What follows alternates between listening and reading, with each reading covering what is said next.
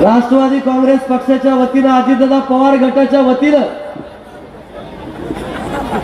सर्व जनतेच्या वतीनं आपण टाळ्याच्या गजरामध्ये आपण पहिल्यांदा त्यांचं स्वागत त्या ठिकाणी करू. बावनकुळे साहेब, आज रेणापूर खरोखर भाग्यवान आहे, कारण आज रेणापूरमध्ये केवळ तुम्ही आला नाही तर रेणापूरच्या विकासाचा वेग स्वतः तुमच्या रूपाने प्रत्यक्षात इथे आला आहे. आज मित्रांनो, सातत्यानं जनता महाराष्ट्रात नेतृत्व कुणाचं, निर्णय क्षमता कोणाकडे, विकासाचा रोडमॅप कुणाकडे, तर उत्तर एकच आहे, ते महाराष्ट्राचे मुख्यमंत्री देवेंद्र फडणवीस साहेब आणि माननीय अजितदादा पवार साहेब. आणि म्हणून राज्यात संकट असो किंवा शेतकऱ्यांच्या आयुष्यात वादळ असो की प्रशासनात गोंधळ असो, तुम्ही फक्त हो म्हणत नाहीत तर आदरणीय बावनकुळे साहेब त्या ठिकाणी काम करून दाखवतात. म्हणूनच तुम्हाला खास करून या प्रचार सभेला मुद्दाम मार्गदर्शन करण्यासाठी या ठिकाणी आलेले आहेत. मित्रांनो, अधिकचा वेळ आपल्याला त्यांना त्या ठिकाणी द्यायचा आहे आणि म्हणून मी जास्त काळ काय वेळ काय बोलणार नाही. पण तुम्हाला स्थिर विकास पाहिजे असेल, पारदर्शक प्रशासन पाहिजे असेल, वेगवान निर्णय घेणारे सरकार पाहिजे असेल तर भारतीय जनता पार्टी आणि राष्ट्रवादी काँग्रेस पक्ष या महाराष्ट्रामध्ये त्या ठिकाणी काम करून दाखवतील. आज देवेंद्र फडणवीस साहेब असतील, माननीय अजितदादा पवार साहेब असतील किंवा बावनकुळे साहेब असतील, हे नेते काम करणारे नेते म्हणून या महाराष्ट्रामध्ये त्यांची त्या ठिकाणी ओळख झालेली आहे. मित्रांनो, तुम्ही बघत असाल एक नवीन महाराष्ट्र घडवण्याचं काम हे नेत्याच्या मार्गदर्शनाखाली या महाराष्ट्रामध्ये त्या ठिकाणी होत आहे. आज आपले लोकप्रिय आमदार रमेश आप्पा कराड साहेबांना मी गाडीमध्ये येत असताना विचारत होतो की आप्पा, जेव्हा मी राज्यमंत्री होतो, राज्याचा कॅबिनेट मंत्री होतो, त्यावेळेस आप्पा सातत्यानं मंत्रालयामध्ये निधी मागण्याचं काम त्या ठिकाणी करत होते. फक्त आणि फक्त रेणापूरचा विकास झाला पाहिजे हे त्यांची भूमिका त्या ठिकाणी होती. 76 कोटी रुपये या शहरासाठी आदरणीय आप्पा साहेबांनी त्या ठिकाणी आणलेले आहेत. मित्रांनो, आता नाना बोलले, ऋषितुल्य व्यक्तिमत्व असलेले बसवराज पाटील मुरुमकर साहेब त्या ठिकाणी बोलले की आप्पाने एक इतिहास निर्माण केलाय. या महाराष्ट्रापैकी 288 पैकी लातूर ग्रामीणची ही वेगळी निवडणूक होती, एक क्रांतिकारी निवडणूक होती आणि आप्पा एका बलाढ्य नेत्याला पाडून जॉईंट क्लिअर त्या ठिकाणी बनल्या. तुम्हाला सांगतो, एक इतिहास निर्माण करण्याचं काम आप्पाच्या माध्यमातून या लातूर जिल्ह्यामध्ये त्या ठिकाणी घडलेलं आहे. आणि म्हणून आम्ही जाणीवपूर्वक उदगीरमध्ये सुद्धा मी ज्या भारतीय जनता पार्टीच्या कार्यकर्त्यांनी जीवाचं रान काढून मला मराठवाड्यामध्ये सर्वात जास्त मताधिक्याने निवडून आणलं, त्या भारतीय जनता पार्टी बरोबर मी महायुती त्या ठिकाणी केली.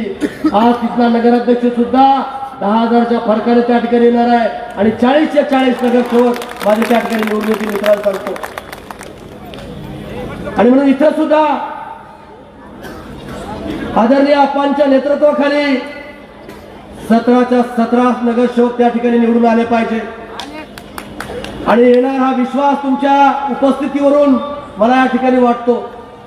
म्हणून अभिषेकजी, काळजी करू नका, लोकांचा तुमच्यावर विश्वास आहे, आदरणीय रमेश आप्पावर विश्वास आहे, ऋषिकेशवर त्या ठिकाणी विश्वास आहे. आणि म्हणून कुठल्याही जाती धर्मातल्या लोकांनी कुठल्याही जाती धर्माचा विचार न करता एकसंघपणे विकासाच्या सोबत आपण राहण्याचं काम त्या ठिकाणी करा. आज माझे प्रचंड नातलग या शहरामध्ये त्या ठिकाणी राहतात आणि मला त्यांना सुद्धा हात जोडून विनंती करायची, मी आणि आप्पा भावासारखं या ठिकाणी आम्ही राहतो. जाणीवपूर्वक मी तुम्हाला विनंती करण्याकरता या ठिकाणी आलेलो आहोत. म्हणून माझ्या समाज बांधवाला मला विनंती करायची आहे, इंदू मिलच्या जागेवरती प्रचंड असं भव्य दिव्य असं डॉक्टर बाबासाहेब आंबेडकरांचं जर आपल्याला स्मारक करायचं असेल तर भारतीय जनता पार्टी आणि राष्ट्रवादी काँग्रेस पक्षाच्या लोकांनाच आपल्या त्या ठिकाणी निवडून द्यायचंय आणि ते काम देवेंद्र फडणवीस साहेब आणि अजितदादा पवार साहेब त्या ठिकाणी करतील. बऱ्याच गोष्टी बोलण्यासारख्या आहेत. आता पुढची निवडणूक लातूर महानगरपालिकेची आहे. आपा इथले 17च्या 17 नगरसेवक निवडून येतील. इथला अभिषेक तर चांगल्या मतानं चांगल्या फरकानं त्या ठिकाणी निवडून येणार आहे. आणि मला खात्री आहे तुम्ही देवेंद्र भाऊच्या लाडक्यात, बावनकुळे साहेबांच्या त्या ठिकाणच्या लाडक्यात, आणि म्हणून केंद्रात आपली सत्ता आहे. केंद्रातून मोठा निधी या ठिकाणी येईल, राज्यातून मोठा निधी या ठिकाणी येईल, आणि जिल्हा डीपीसी मधून सुद्धा जिल्ह्याचे पालकमंत्री शिवेंद्रराजे भोसले साहेबांचे त्यांचे स्नेहाचे संबंध त्या ठिकाणी आहेत.